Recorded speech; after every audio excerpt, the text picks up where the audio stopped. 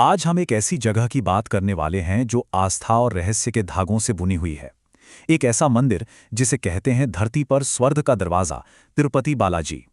जरा सोच कर देखिए, पत्थर की एक मूर्ति जिसके सिर पर असली रेशमी बाल हैं। एक ऐसी प्रतिमा जिसे ठंडे गर्भगृह में रखने के बावजूद पसीना आता है। और शायद सबसे हैरान करने वाली बात, जब उस मूर्ति पर से चंदन का लेप हटाया जाता है तो उसके दिल पर देवी लक्ष्मी की छवि उभर आती है। जी हां, ये कोई कल्पना नहीं है।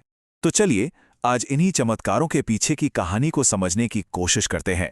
हम पौराणिक कथाओं से लेकर हजारों साल के इतिहास तक का एक सफर तय करेंगे, ये जानने के लिए कि आखिर तिरुपति मंदिर इतना अद्भुत क्यों है। तो शुरुआत करते हैं उन्हें हैरान कर देने वाले रहस्यों से, जो कहीं ना कहीं विज्ञान को भी चुनौती देते हैं और भक्तों की आस्था को और भी गहरा कर देते हैं। पहला रहस्य, भगवान वेंकटेश्वर की मूर्ति के सिर पर असली बाल हैं।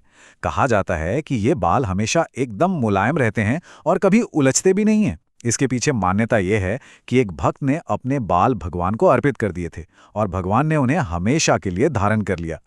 दूसरा रहस्य, गर्भगृह यानी मंदिर का जो सबसे भीतरी हिस्सा है उसे हमेशा ठंडा रखा जाता है। इसके बावजूद हर सुबह अभिषेक के बाद मूर्ति पर पसीने की बारीक बारीक बूंदें दिखाई देती हैं। कहते हैं कि भगवान की पीठ हमेशा नम रहती है। और यह शायद सबसे अविश्वसनीय बात है। अगर मूर्ति की पीठ पर कान लगाया जाए तो गरजती हुई समुद्री लहरों की आवाज बिल्कुल साफ सुनाई देती है। ये एक ऐसा अनुभव है जो किसी को भी चकित कर सकता है।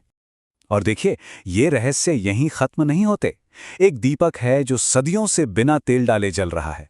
एक खास तरह का कपूर है जो इस पत्थर को कोई नुकसान नहीं पहुंचा पाता। और एक ऐसा गुप्त गांव है जहां से मंदिर की पूजा का सारा सामान आता है। सवाल तो यही उठता है कि आखिर ऐसा क्यों होता है।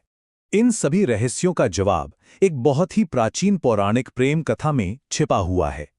ये कहानी त्याग, क्रोध और एक ऐसे दिव्य कर्ज के इर्द गिर्द घूमती है जो आज भी चुकाया जा रहा है।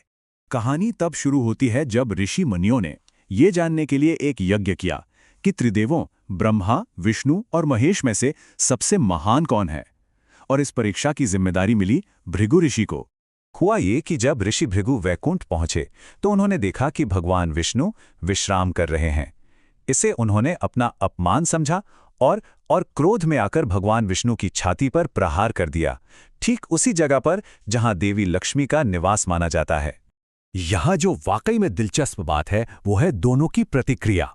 भगवान विष्णु ने गुस्सा करने के बजाय ऋषि से पूछा कि कहीं उनके पैर में चोट तो नहीं आई, लेकिन देवी लक्ष्मी ने इसे अपना और भगवान विष्णु का घोर अपमान माना और वो क्रोधित होकर वैकुंठ छोड़कर पृथ्वी पर आ गई। अब देवी लक्ष्मी के जाने से दुखी होकर भगवान विष्णु भी उनकी तलाश में पृथ्वी पर आ गए और श्रीनिवास नाम से रहने लगे। यहीं उनकी मुलाकात हुई पद्मावती से, जो खुद देवी लक्ष्मी का ही अवतार थी। दोनों ने शादी करने का फैसला तो कर लिया, लेकिन एक बहुत बड़ी समस्या थी, धन की कमी। तो अपने विवाह के लिए श्रीनिवास ने धन के देवता कुबेर से 1.14 करोड़ सोने के सिक्के उधार लिए। लेकिन सुनिए, यह कोई साधारण कर्ज नहीं था।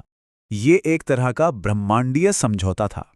भगवान विष्णु ने वादा किया कि वो कलयुग के अंत तक इस कर्ज को ब्याज के साथ चुकाते रहेंगे।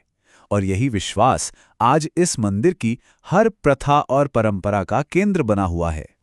अब चलिए इस पौराणिक कथा को इतिहास से जोड़ते हैं और देखते हैं कि कैसे इस दिव्य स्थान पर एक इतना भव्य मंदिर बना और हजारों सालों में इसका विकास कैसे हुआ। देखिए, इस मंदिर का इतिहास बहुत पुराना है।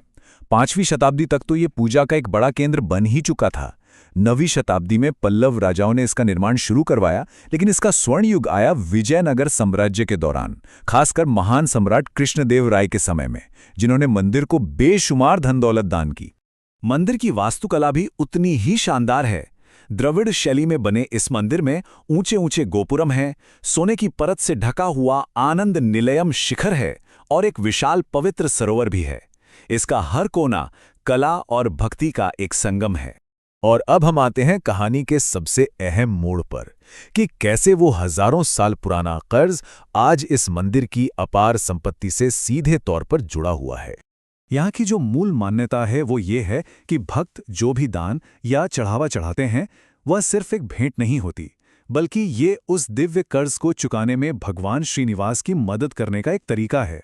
हर एक सिक्का, हर एक चढ़ावा उस प्राचीन वादे को पूरा करने में एक योगदान माना जाता है। और इसी गहरी आस्था का नतीजा है ये अविश्वसनीय आंकड़ा। इस मंदिर में औसतन हर रोज 2.25 करोड़ रुपए से भी ज्यादा का दान आता है। ये आंकड़े दरअसल भक्ति के विशाल पैमाने को दिखाते हैं। हर दिन 1 लाख से ज्यादा लोग दर्शन के लिए आते हैं, जो तिरुपति को दुनिया के सबसे ज्यादा देखे जाने वाले और सबसे अमीर धार्मिक स्थलों में से एक बनाता है। तो असल में समझने वाली बात यह है कि मूर्ति के रहस्य, भगवान श्रीनिवास की प्रेम कथा और भक्तों का अरबों का दान, ये सभी चीजें अलग अलग नहीं हैं। ये सब एक ही महान दिव्य कहानी के हिस्से हैं जो हजारों सालों से चली आ रही है। तो आखिर ये है क्या? अटूट आस्था की शक्ति, एक सच्चा चमत्कार, या फिर एक ऐसा रहस्य जिसे आज तक समझा नहीं जा सका है? इसका जवाब शायद हर किसी को अपने भीतर ही खोजना होगा।